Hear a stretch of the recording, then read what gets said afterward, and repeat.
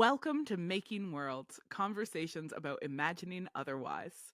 I'm Hannah McGregor, and on this show, I talk to cool people about fantasy, sci-fi, speculative fiction, magical realism, animated children's shows, and other genres that let us envision different possibilities for how the world could be.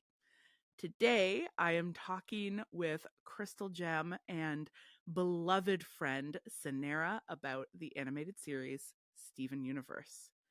Cynara Geissler, pronouns she, her, is a publishing professional, writer, performer, critic, unapologetic choir adult, and fashionista, originally from Treaty 1 territory, Winnipeg, Manitoba, who now resides on the unceded territories of the Musqueam, Squamish, and Tsleil-Waututh peoples in Vancouver, BC.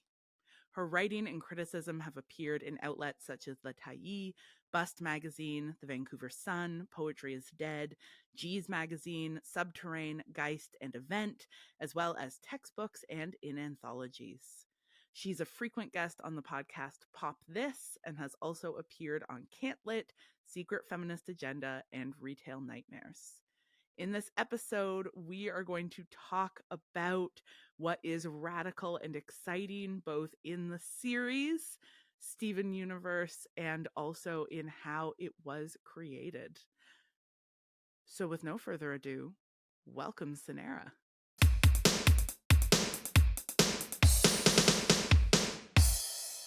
Welcome, Cynara. Hi. Hi. Thanks so much for agreeing to come on and talk about the topic that I assigned you. Next time you come in, you can choose your own topic. I mean, I feel like this is the topic I would have chosen. So it was a good assignment. It was an easy assignment.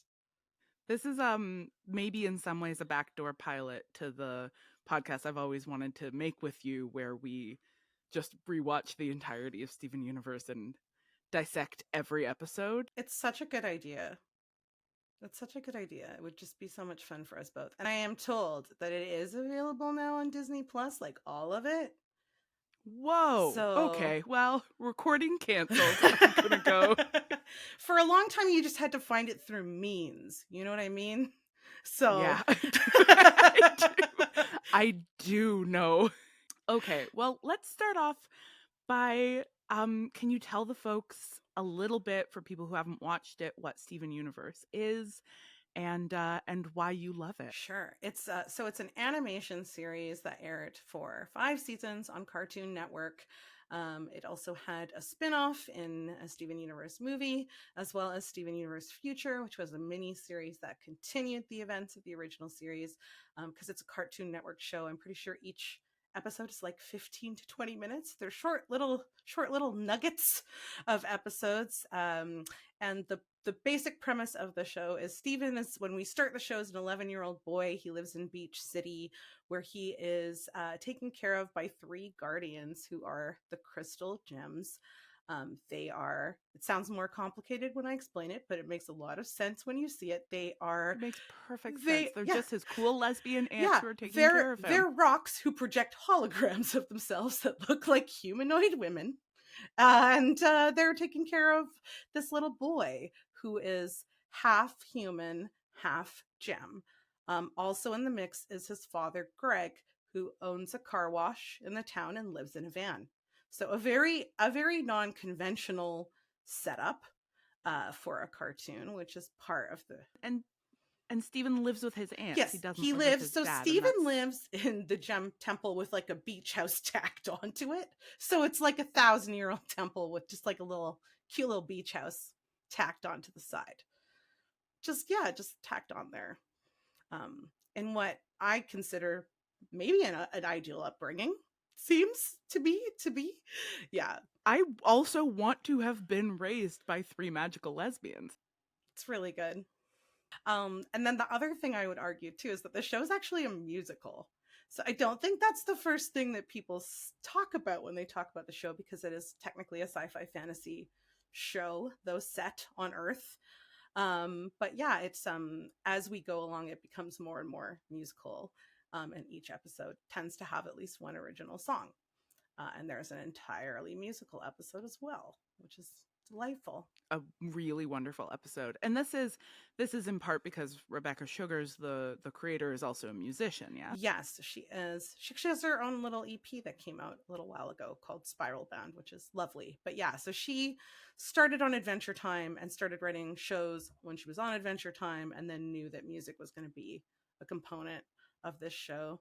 I believe in an interview she said she grew up playing the hammer dulcimer, which is just an extremely fun fact to learn about somebody. Yeah. And Guess who plays Hammer Dulcimer? your dad? Yeah, my dad. Yeah. Now, tell us why you love it. Why do I love it? Yeah, so there's so many ways into this, but first of all, the sort of non-conventional family structure is really appealing to me because I was raised in an extended household. I would also argue that this is an immigrant narrative. They're aliens, but the gems have been on Earth for longer than the humans in our story, but they're immigrants. And so yeah, Steven's essentially being raised by this unconventional extended household where he has more parental figures than what we would expect of like a heterosexual nuclear family, or even like a nuclear queer family. So that really reflects what I thought was a real advantage of my upbringing, is that like I had grandparents who were really involved, and also friends of my mom's who lived with us for part of the time. So I had a lot of like different influences that helped shape the person I became. And we see Stephen, like, he, equally important in his upbringing is just the community of Beach City, which is also very diverse and full of like different kinds of families. Yes, it's full of different kinds of families. So we see what I think we don't know for sure, but the Frymen, that's their last name, the people who serve fries on the beach, they're all boys. The Fryman. I don't believe there's a Mrs. Fryman involved. So you have this sort of like single dad of two boys, but you also have blended families. You have extended households too, and the pizza family. Everyone's last name is the job they do in Beach City. So the pizza family sell fish stew pizzas in Beach City, and they live with their grandma as well. So, but yeah, Stephen it's very kind of lovely how over the course of the show, it becomes clear that the gems have sort of kept their distance from the community. They consider themselves protectors of these people. I don't think it's like Star Trek rules. Like, I don't think it's like they're not allowed to get involved with their lives because they're simply too evolved. Like, it's not that. It's just that they sort of keep to themselves. But then Stephen goes, I don't know, like, we attract all of this all these creatures and monsters, and people are sort of starting to realize that it's us that is like causing this to happen and the damage. So like maybe we should get to know people and make like get to know folks and let them know sort of like what we're here and what we're up to. Yeah, what's going on, and like, give them some like agency and relationality and everything that is happening, so they're not just bystanders. Exactly. And that's a lot of, right, like Steven's this really explicitly hybrid figure. So he's half human, he's half gem. So he's a fleshed boy with a gem rib in his tummy where his belly button would be. Yeah, it's like a troll. Like a troll doll. And his hybridity becomes a really important part of his ability to sort of move back and forth between the gems and the humans of Beach City, and to start sort of building relationships there and building understanding. Yes, for sure. So Stephen acts as a literal bridge in some cases between humanity and the gems, because as a human, half human, half gem, he's like the first sort of person who can fuse with a human, which gems cannot do. And then he also, has to sort of act as a point of understanding often between explaining gem culture and human culture when we encounter new gems. And then he's a little ambassador of empathy also. So not just between human and gem relationships, but in relationships in the town. So Stephen kind of can't help but get involved in people's little emotional dramas, for better or worse. So that's another sort of way in, is I think I am also a creature of extreme empathy, and I'm very interested in people and relationships. And so that's another really lovely element of this show, which again, their demographic when they created this was it needed to appeal to a demographic specifically of 6-year-old to 11-year-old boys. Oh, And and what Cartoon Network thought that meant was quite limiting. So even from the sort of initial conception, this show kind of zags where you would expect it to zig, right? Like Steven's really into pink. He's shaped by a bunch of women.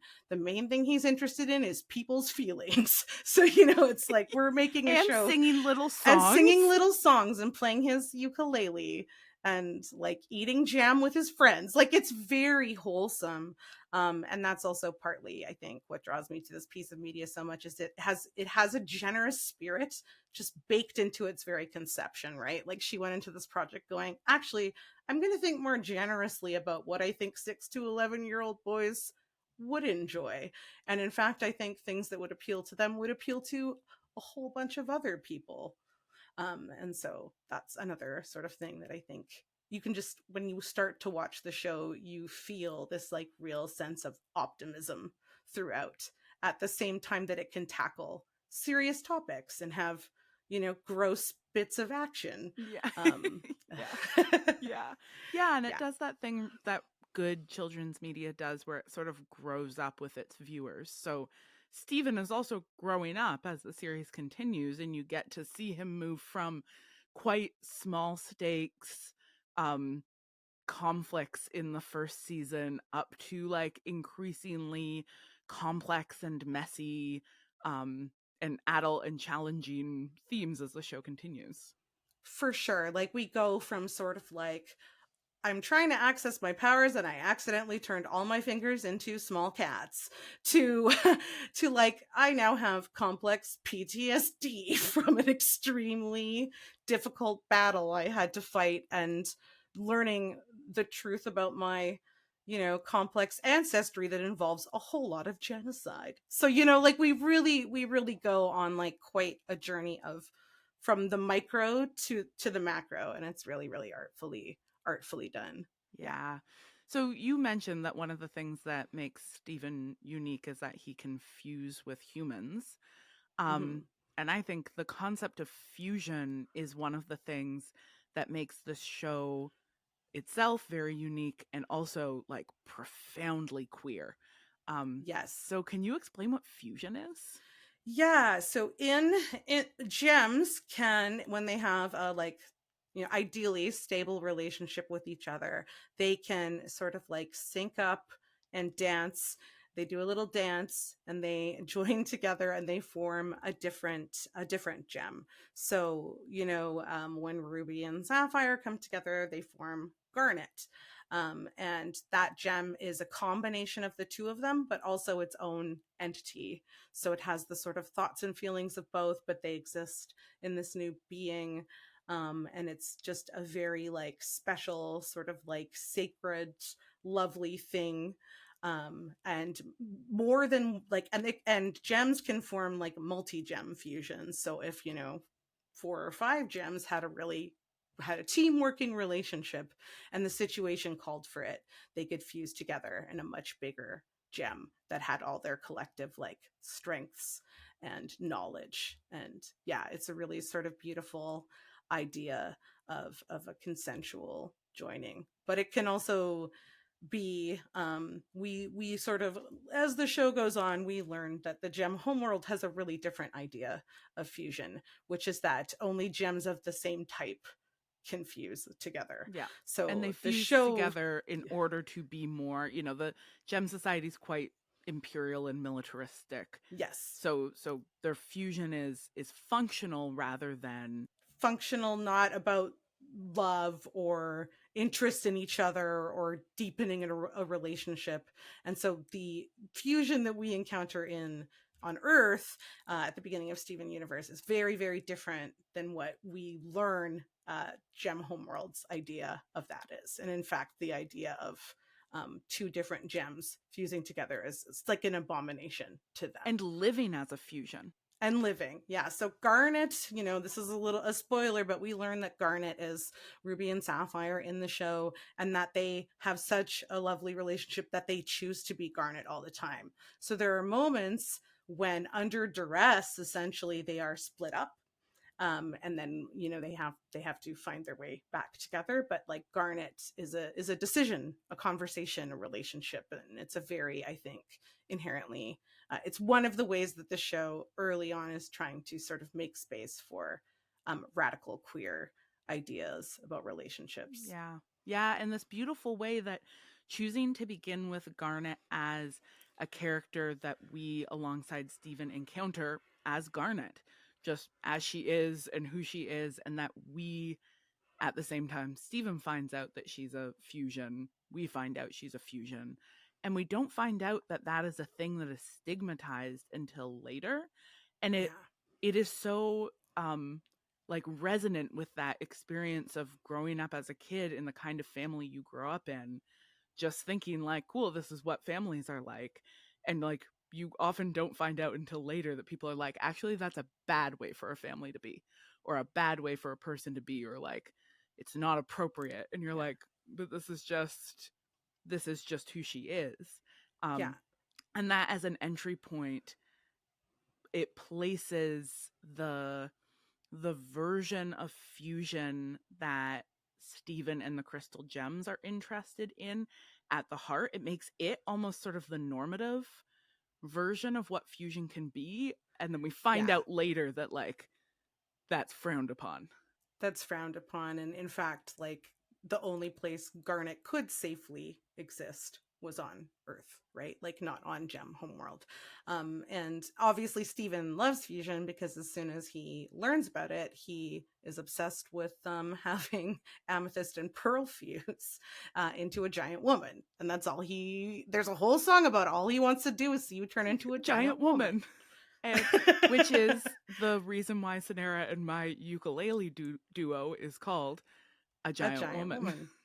And yeah, that's another, I guess, place it shows up in my life, is just like the so influential to me, and just like thinking about collaboration, like the structure of the show, but also the thinking that went behind it, right? Because again, I think Rebecca Sugar has talked a lot in interviews since that, like, she didn't really understand how heteronormative children's media was so upsetting to her as a young person who consumed a lot of cartoons and loved animation and loved video games, until she started making this show, and it became so important to her for it to have diverse queer representation. And like, again, the Ruby Sapphire wedding that we have, that happened in 2018, and that was the first time in all of animation, commercial animation, that there was a same-sex proposal in marriage depicted. And it really is like startling.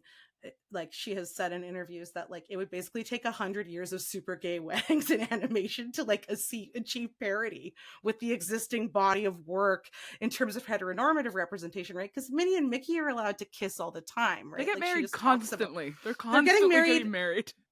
They're just renewing their vows every 15 minutes. It's nonstop. But truly, what we consider innocent in children's media and representations of love and romance was basically entirely heterosexual. And as soon as there was, basically, like I said, light projections from space rocks who both look a bit feminine, like that was considered, like, they really had to push for that, right? And this is a fantasy show. It's not, two earth humanoid lesbians who are getting I mean, they together, right? literally, like, we call them lesbians, but like that, Yeah. that's a human sexuality That's a human placed term we're imposing on the gems. on the Yeah. gems, which are, you know, generally align with like human understandings of femaleness. Like they certainly Yes. use she her pronouns across the board. Yeah, some gems use they them. Some gems are definitely like what we would consider butch, traditionally butch coded. But I think they definitely, in their very character design, exist sort of along a non-binary queer feminine spectrum for the most part in how they are sort of meant to look. Yeah, yeah, but they're like they're I don't think they're having sex, but Who knows? Who really knows? I think fusion's more complex than that. Yeah, fusion is to call it sex is too simple. Simply it's simplifying. It's simplifying what is actually like a physical, emotional, you know, material bond that is so much more expansive than merely bumping uglies, pushing your flesh together. Is this should I keep is this Yes, keep doing this. One of the things that feels there's many things that feel deeply queer about fusion to me, but one of the things is um sort of the destabilizing of our late capitalist white supremacist fixation on individuality and autonomy. This idea that like the individual is the core unit, and the one who must be prioritized over all other formations. And so obviously we've got a lot in the show about community and community care and what that looks like, but also fusion challenges the very idea of what an individual is, and the idea that like the basic unit of society or the basic unit of community is an individual. It There's this like deep reciprocity to fusion that is consent based, but that also like blurs those lines between those lines of individuality in a way that is deeply feminist, and I think also deeply queer. Yeah, the show is not interested in there being a lone hero. And in fact, a really key subversive thing that I love about it is that, we notice things early on like Steven is quite overpowered. That's a little bit confusing. The show wants you to sort of notice like, wow, he seems to have like a tremendous amount of power. What's that about? And also just if we think that it's going to be this sort of narrative about like the chosen boy, um all throughout there are disruptions to that, and all throughout Steven actively resists that, like when Pearl wants to make Connie his knight, wants to sort of replicate a relationship that she had with Steven's mother. Steven is like, I don't want that, like I want us to fight together, I'm not interested in making this person a martyr or a servant for me, right? So there's just really, and then I think the most compelling episode that sort of speaks against the individuality is Steven and the Stevens. And it's through time travel, Steven forms a band comprised of him and other Stevens. And Because other they people won't do the band the way he wants, and so yeah, so he's he's like, like, cool, I'll just what make a bunch what of me. what better way to form like a Frankie Valley style like Jersey Boys band than like a whole bunch of different me's. But then, like they're not all like they all want to be the handsome one, they all want to be the lead singer, they all want to be the funny one. So it's like a very interesting, it has to like unravel, because it actually turns out like we often think like, well, if everyone I worked with or if everyone could just think exactly like me, it would be like such a great way to live life. And it's like, actually no, it's horrifying. It's actually a Yeah. nightmare.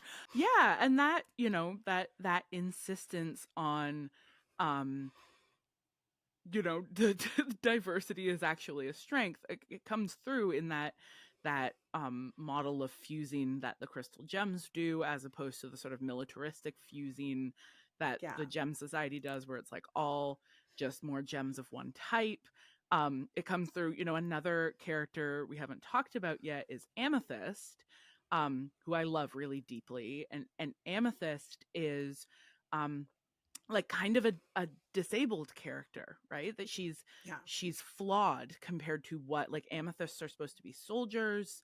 She is not like the other amethysts. She hung out in the ground a little longer and came out later, came out smaller. She's got differences. Like we learn these differences. We learn these things when Amethyst learns these things. That's the other thing. Like we've talked about, the show is through Steven's point of view. So just circling back to that for a second, like everyone talks about Mario Brothers. It's a great example. The original Super Mario teaches you how to play, right? So you start, you scroll to the side, there's a question mark, you hit a button, you jump. Oh, something came out of it, a mushroom. There's a Goomba, you jump over it, right?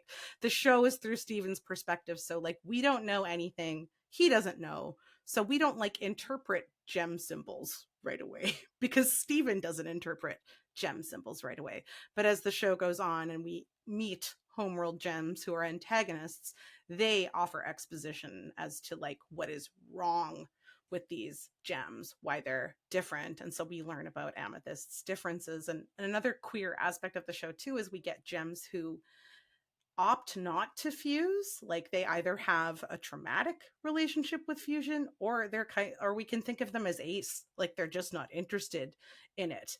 And that's an expanding sort of the queerness. Originally we're interested in just having representation of queer coupling because we haven't seen that at all. But as we progress, we can think about like, well, what does it look like for like an ace aromantic character? What would their relationship be to To fusion? fusion. Yeah. Yeah. Yeah. Particularly when they've experienced it as coercive.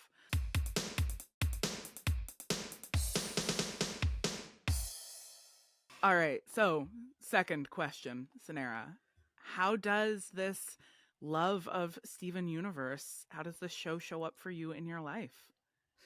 Well, it shows up in a lot of ways. Number one, I think I am so taken with the idea of like starting from a generous place of how we approach things. So as I got really into the show and started seeking out like doing that thing that the ADHDers and neurodiverse among us love to do, which is like going into a deep backstory hole, consume every interview, listen to every podcast. The more that I listened to the official Steven Universe podcast, the more I was struck with how the animators, the voice actors, the storyboarders all made a point of saying what a terrific work culture Rebecca Sugar created. And this is so rare. It's so rare to actually hear people shout out their boss in a commercial artistic project, right? As like being a lovely person who was collaborative and allowed them to put their own stamp on the show. But for her, she always knew that if they wanted it to appeal to a broad range of people, she had to bring on interesting people who had different experiences than she did and like give them room to sort of make episodes about what was important to them, which is why we end up with an episode where a character who's sort of interested in singing and has a not great experience with Steven and her mom as sort of being pageant mommed in an earlier episode, then goes on to have her own kind of like spooky ska band, like Sadie Killer and the Suspects. I love Sadie Killer and the Suspects. I love that spooky scuff. And they make a lot of anti-capitalist spooky music about work. And again, that comes from people on the writing team being like, oh, we did this when we were younger, like we had this little ska band, or just the things that are important to the people who worked on the show end up being baked into the show. She's got a vision, she's got guiding principles, she's got lore that she's thought about deeply, but it's thought about in community with other people, with the goal of like, we can, having more ideas than just one person's ideas will actually make this better art. It will make this richer art. And so I always think, like, I work in the arts, and like the lone genius narrative, this idea that there's this auteur that you like must serve, and everyone is in service of this person's genius, and they can treat you like a little garbage worm because they're so brilliant, and you've got to do everything for them. Like, I hate that idea. I think it's a toxic idea. And so I really look for mentors in the artistic space who are doing something different with how they run a writer's room or how they just approach collaborative art. And not only that, like, there's been a lot of discussion about how, like, over time, the relationships between the actual like voice actors and how they got along, and relationships that sort of formed as a result of working in proximity, like, came to influence storylines on the show. Like, Pearl was not originally conceived of as a super necessarily really maternal character, but Dee Dee Magno Hall, the voice actor, just has such a like loving mom like quality in the way she interacted with Zach Callison that sort of influenced the relationship between voice actor Zach Callison of Stephen and Pearl. So just stuff like that is really like lovely. And I think the other thing about it is Rebecca Sugar is like all about making the work visible. Like she doesn't do that thing that some people do of like, I simply couldn't tell you how we pulled it off. Like she's very like, here are the exact references I looked to. And like when I was trying to develop like the sort of thingness, so she talks about like wanting to visually understand how to telegraph that things are important, like what gives something weight, for the viewers to go like, hey, that's like, that means something. And like meeting with Mike Mignola, who did Hellboy, and him sort of talking to her about mythology and being like, oh, you need to know about Ishtar. She's like the goddess of everything. She's pulled in a chariot by 7 lions and all this stuff. So like, just she's so open about like how many people it took to like help her expansively think about this world, and like standing on the shoulders of giants. And we have this thing in our culture of, we love to be like, I suppose I sprung fully for him from the head of Zeus, absolutely perfect, knowing everything I wanted to do. And like, it's such a, that individual Western eye idea that we talked about, right? Like she's just so not about that. And so I really, the more that I sort of heard about her way of running the show, the more that I was like, oh, what would it look like in my own work to be more collaborative, to, instead of sort of when you have policies where it's like, okay, we give you 2 options and then you pick one and that's the end of that conversation. Like, how could I create within my own work reasonably, without, making a martyr of myself, which is a tougher piece to discuss. Like, how could I make space for people to, improve what we're doing, but also create like affirming processes, getting rid of this idea that to make art, somebody somewhere's got to be suffering, usually like the person with the least well-paid job or the least fancy title, you know yeah. That's a it's thinking about this show as a world building project. It's so interesting the way the world building that happens within the actual fantastical world of Steven Universe mirrors so much of the kind of creative world that Rebecca Sugar was building, that Yeah. is also a kind of world building to create a collaborative artistic space in which people can show up as themselves, in which, like, in which you're deeply humane and treat people as humans.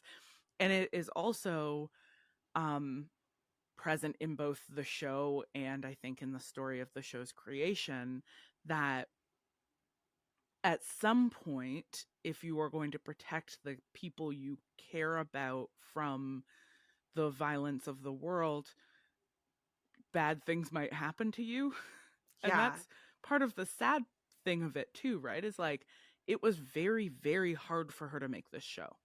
Yeah, so over the course of this show, she realized that she came out as non-binary and bisexual. She's been really open in interviews that for a really long time, she didn't understand how important it was to her that those pieces of her identity like be acknowledged, not only acknowledged but like celebrated, because she had been told for so long, oh, it doesn't matter that you feel this way, like you're so talented. Like it was sort of almost presented to her as if it was like, don't worry about your deviance because you're so great at just like, you're so You're going to be charming and so, the Oscar Wilde of yeah, so talented.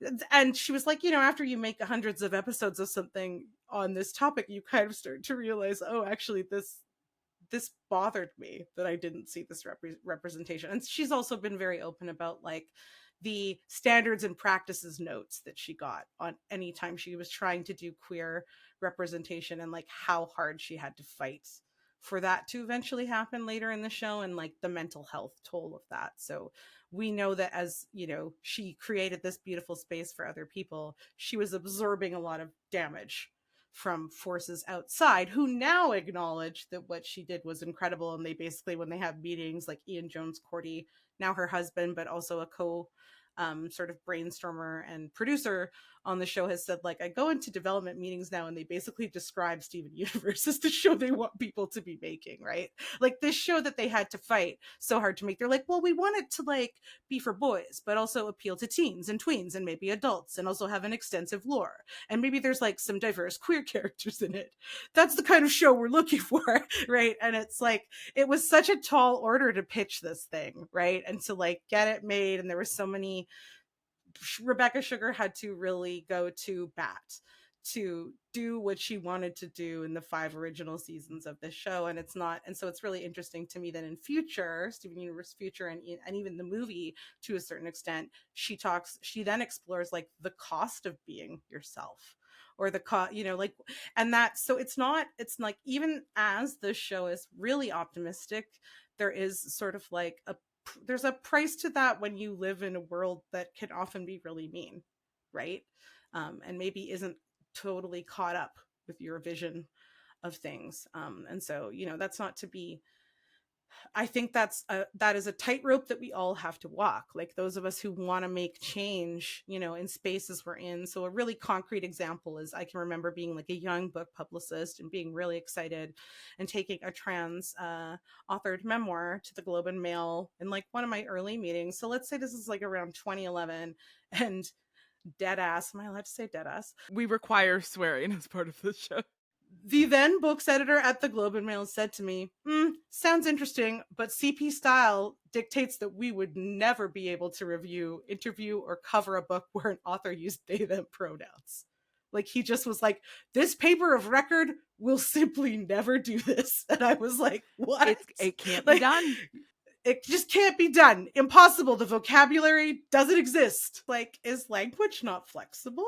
Like, is that not the key thing that we have? So it was but I was told like unequivocally that there was no way that this would happen. Similarly, I would go into meetings with like writers festivals, and they'd be like, tell us about your best performer, and I'd be like, well, it's this trans performer who like is incredible and pulls huge crowds and can make people laugh and cry in the, you know, same 10 to 5 minute span. And they're like, oh, sounds really niche. I don't know, you know, like just and it would be like, cool. Right? But then it's like they would come to an event and see and go like, oh. And similarly with Cartoon Network, it was like when they saw what happened when the first time that the Crooniverse, as the really lovely nickname for the Steven Universe crew, the Crooniverse, yeah, it's not just Rebecca Sugar, it's the Crooniverse. That's how they talk about each other. It's really cute. But when they went to Comic-Con, I feel like the executives were like, whoa, like they just didn't realize how needed this representation was, how resonant it was, not only with like children, but like all these adults are there like dressed as space rocks, right? Like you have to, you're forced to reckon with the like unleashed fandom of a property, like it. So yeah, I don't know that the Globe and Mail ever cosplayed as this author that I pitched to them, but they did go on to review one of this person's books down the line, right? So like I have like it's this thing like you achieve these things, and this is not like me humble bragging, it's like this happens and you're like, this is so the bare minimum. It's almost hard to celebrate moments like that because you're kind of like, well, duh, like this should have never been a hurdle that we had to overcome. But at the same time, it's like when you live through that, when you have lived through a change like that, I think it just gives you hope to be like, I've seen things change, so why can't I dream even bigger that like there will be even better changes, including like maybe not exploitative work practices. Like we didn't cover this in this episode, but this show is also deeply anti-capitalist. There's so many just like characters saying things like, yeah, well, and then I'll be working at this fry shop and I will realize that the work has taken more from me than it could ever give me. Like there's just all these like very profoundly critical statements about work that some of the children make. And I'm just like, at its core, you know, like it's very interesting to me to make a piece of highly commercial animation, right? That still manages to be like, I don't know about this capitalism thing. It's not It's not good. Doesn't seem to actually be creating conditions for people to thrive. Yeah, and that's it. Like, art is beautiful, art is life-changing. We often get to ideas and changes and feelings in art that we can't articulate sort of in nonfiction. Or, it's sort of like a major historical event happens, things like, the fall of the Berlin Wall. It's like novels about dealing with the east and west of Germany, far more advanced at capturing the feeling and the vibe of what that felt like than nonfiction. Nonfiction, maybe 30 years after, has a grip on it.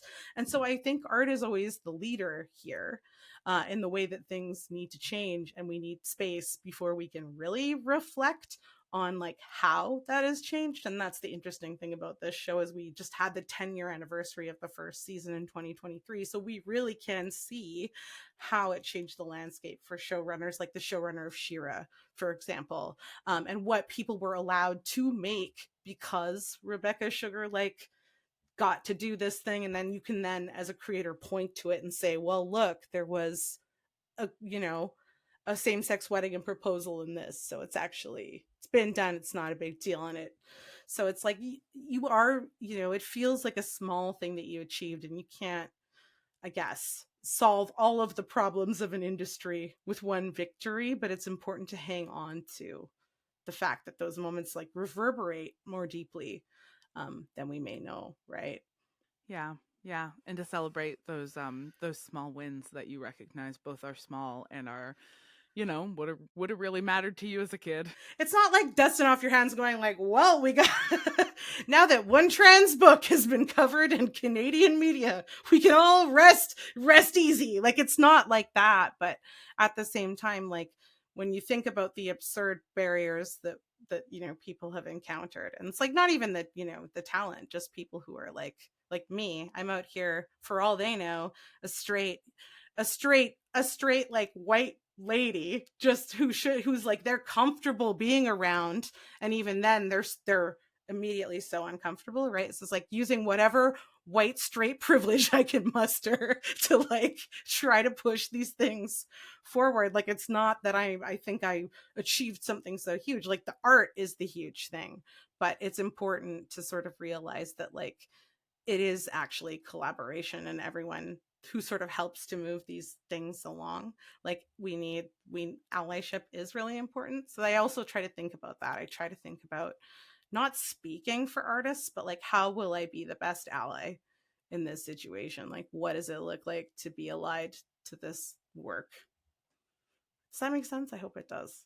It Yeah. really does. It really does. And thinking, recognizing your role in a larger movement, it's so vital to not self isolate and to contextualize the work we're doing in larger movements, because when, and I think inevitably for a lot of us, there are moments where it feels, oh, like it's just me. Like it's just me fighting the editor of every newspaper. It's just me fighting every conservative literary festival programmer. It's just right. And Yeah. to take that step back and be like, no, no, it's not just me. There's a bunch of us. It's me, it's the writers, it's the publishers, it's the editors, and it's other writers, and it's other, like Yeah. there's a bunch of us, and combined we are quite powerful, like a fusion. You see. Exactly. If we all get on board with being like, actually, we think that we shouldn't be tied to our computers, and then the person who responds fastest to the most unreasonable demand gets to win. Like,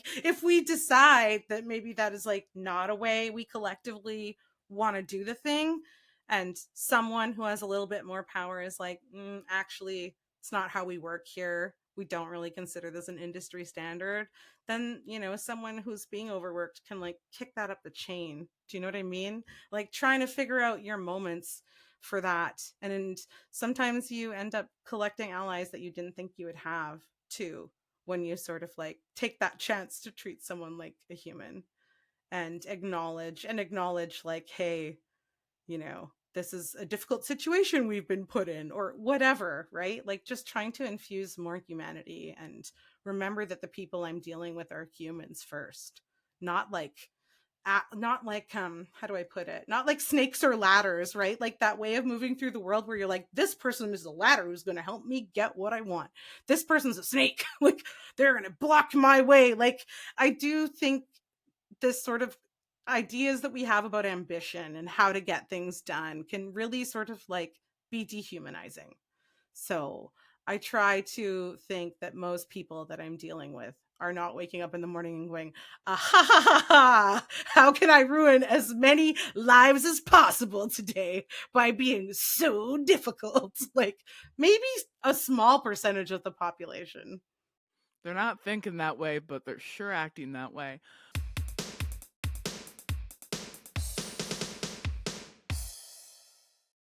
Okay, Cynara, are you ready for the final segment, which is where we play a game? And we're going old school with this particular game. We're going to do a quiz called What Gem Are You? Oh, wow. Are you ready to find out what gem you are? Yeah, I am. Okay. All right, I'm going to ask you questions and you give me answers. You know, Okay. classic quiz. Is it like multiple choice or is it? Yes. Okay. Question 1. What's your favorite meal of the day? Breakfast, lunch, dinner? I love all meals equally. I really do love meals, but I breakfast. I really do love meals. Listen, meals are great. Second question. If you could have one superpower, which would you choose? Flight, super strength, teleportation, or super speed? I feel like the power that I want isn't there Well, you have to choose one of those. because I would Flight, want like healing. strength, no. Teleportation or speed? I guess teleportation because like I could probably learn advanced healing through that. Always trying to game the system. Classic. How do you feel about pineapple on pizza? Love it. It's okay, I guess. Hate it. I honestly don't have an opinion. I hate it. I don't like it. Correct answer. It's disgusting. What musical instrument would you like to master? And now this is where we really get a sense of how independently created this particular quiz was, because option 1 is just the letter B. Don't know what it was supposed to mean. It just says B. Then the other options are piano, violin, or drums. What instrument I'd want to master? Piano, violin, drums, or lowercase letter B. Lowercase letter B. That's amazing. I'm really intrigued by lowercase letter B, but no, I think I have to pick drums. Oh, that would be sick. What word would others most likely use to describe you? Funny, smart, friendly, brave. Let's go with friendly. You're all of these things. Great news. School is canceled because of snow. This was written by a human. Don't worry about it. School is canceled because of snow. How are you spending your day? Building a snowman, staying indoors to watch a movie, catching up on schoolwork, sledging down the biggest hill you can find. I'll say movie. If you could only use one emoji for the rest of your life, which would you choose? Magical stars. I think that's like the 2 little stars. Yeah, I can picture You know, it. ding ding. A heart, a crying laughing emoji, or a diamond. Oh, crying, laughing. How are you feeling right now? Bored, tired, hungry, happy. The 4 feelings. So yeah, the 4 feelings. I'd say I'm happy. Which of these animals would you prefer as a sidekick? Lion, ostrich, kangaroo, crocodile. Oh, I'm really obsessed with reproductive realities of kangaroos. Everyone should look that up when we're done here. But I'm gonna have to go with the lion. Yeah. So I love lion. Cotton candy, king of the jungle. Now get ready for this. One of the weirdest questions I've ever read in a quiz. Pick an outfit. Jeans and t-shirt, leggings and jacket, suit and big gloves, Big flowery dress. Suit and big gloves. Suit and big gloves.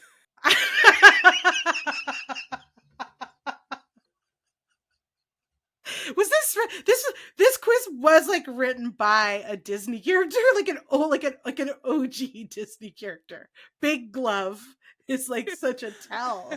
I feel like, did Goofy write this? Mickey Mouse. Mickey Mouse I don't. I'm gonna have to just go with suit and big glove. You gotta go with suit and big glove. There's no other choice here. Correct.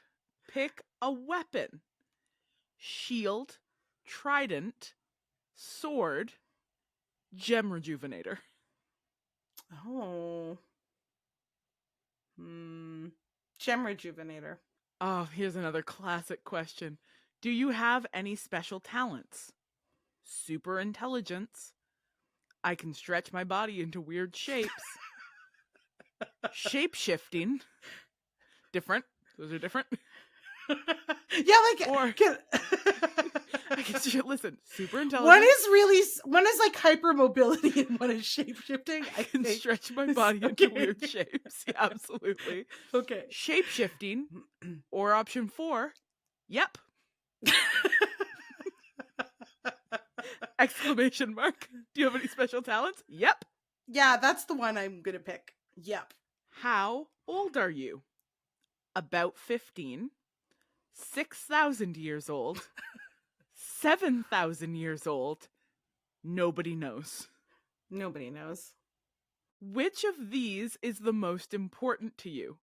Learning new skills, doing whatever you want even if others don't like it, doing the right thing, having fun.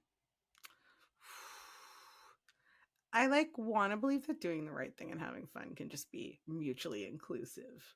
So, but I'm going to have to pick doing the right thing. Ugh. I know. It's what I picked too. Like a couple of losers. What would you rather eat for dinner? Roast dinner. Prepared in my big glove. In your big glove. Big glove roast dinner. Vegetarian ravioli. Candy floss. Pizza burrito. I'm gonna have to go with candy floss. Can you play any instruments? Yes, the ukulele. Yes, the mellotron. No, but I like dancing. Or nope. Yes, ukulele. Incredible that if you play anything other than the ukulele or the mellotron, your only answer is nope. Or dancing. Or dancing, yeah. Pick a nickname. Pierogi. Beach summer fun buddy. Rosie. Pink playmate. Pierogi. What's your biggest weakness? Doubting yourself. Not having much experience with your powers.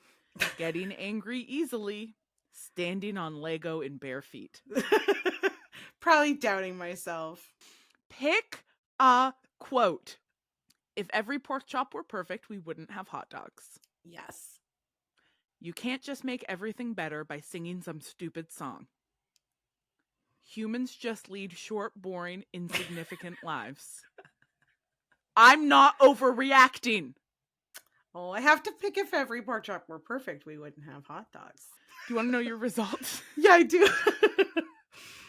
Okay, I'm going to tell you 2 things. One, I'm going to tell you that you got the same result as me. Oh, wow. Okay. And 2, I'm going to tell you that we are both Spinel. Spindle! Oh, what a read! That's such a read. Except, here's the thing, though. I think we can all agree the villain songs are the best songs. And like Other Friends, an absolute banger. Just an incredible, Spinel. And also just like being abandoned by someone. Do we both have abandonment issues? Sure. Here's the description. You're Spinel. You're the bubbly, bright pink gem Spinel. You're a mad mix of goofy and a bit scary. You're very powerful and definitely someone your friends need to keep on their side. I mean, yeah, leave me in a garden for 6,000 years and find out what happens, I guess. All right, this episode's way too long. We're done here.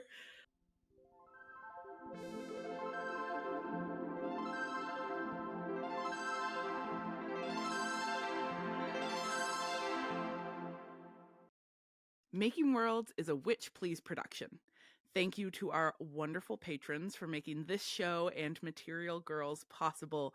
We couldn't do this without you. If you want more Witch Please Productions content, head over to our website at awitchplease.ca to access transcripts, reading lists, and merch. We also have a whole other show called Gender Playground that is hosted by our beloved Marcel Cosman and Rami Marks. Gender Playground is a podcast that is dedicated to the joys of gender affirming care for kids, and you can listen to it wherever you get your podcasts. You can also find us on Instagram and X at Oh Witch Please and on TikTok at Oh Witch Please Pod. We also have a Substack where you can read our monthly newsletter, The Monthly Hoot, and our special behind the episode content. A big thank you to the folks behind the scenes, producer Zoe Mix, who Cynara made a point of pausing to tell me was an absolute delight to work with. Associate producer and editor Gabby Iori, who Cynara made a point to pause and tell me she's never met, but is sure is just an absolute nightmare. Executive producer Hannah Rehack, aka Coach, and the incomparable Marcel Cosman, co-founder of Witch Please Productions. Special thanks to Jay Arner and Jessica Delisle, who wrote our theme song, and thank you to the aforementioned Zoe Mix for designing our beautiful Making Worlds logo. We'll be back next month to talk about a whole new piece of media that asks us to imagine otherwise. Until then, subscribe to our YouTube channel for bonus content. And why don't you share this little series with some friends? If you got all the way to the end of the video right now, that means you like it. So you should tell somebody else about it. Go, do it. Do it right now. Do it. I said do it.